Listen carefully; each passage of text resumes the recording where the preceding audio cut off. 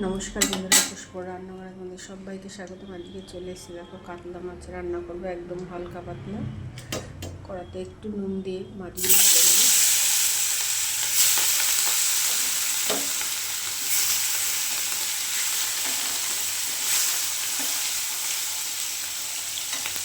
মাছগুলো একদম সিম্পলভাবে রান্না করবো বন্ধুরা। তাহলে মাছগুলো একটু ভেজে নিই।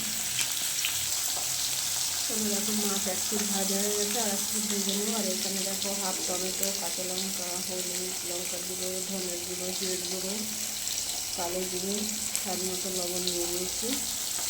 মাছগুলো ভাজা হয়ে গেলে তুলে নিয়ে ফোড়ন দিয়ে একটু কষিয়ে জল দিয়ে দেবো। একদম হালকা পাতলা রান্না হবে বন্ধুরা। এবার মাছগুলো তুলে নিই। দেখো বন্ধুরা, মশলাগুলো সব দিয়ে দিয়েছি, একটুখানি কষিয়ে নেবো।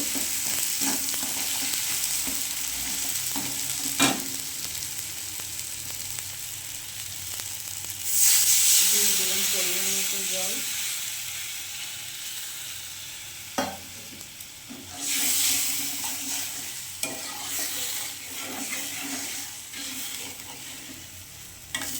একদম শর্টকাটে রান্না করছি। ভেজে রাখা মাছগুলো দিয়ে দেবো।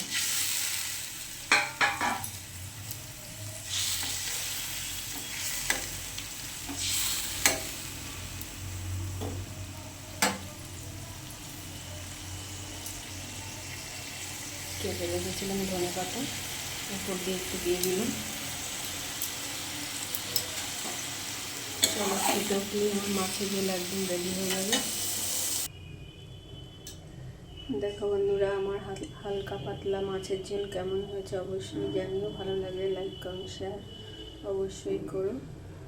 চলো বন্ধুরা, আজকের মতো রাখি। দেখা হবে নতুন কোনো ভিডিও নিয়ে আগামীকাল। ভালো থেকে সবাই, টাটা।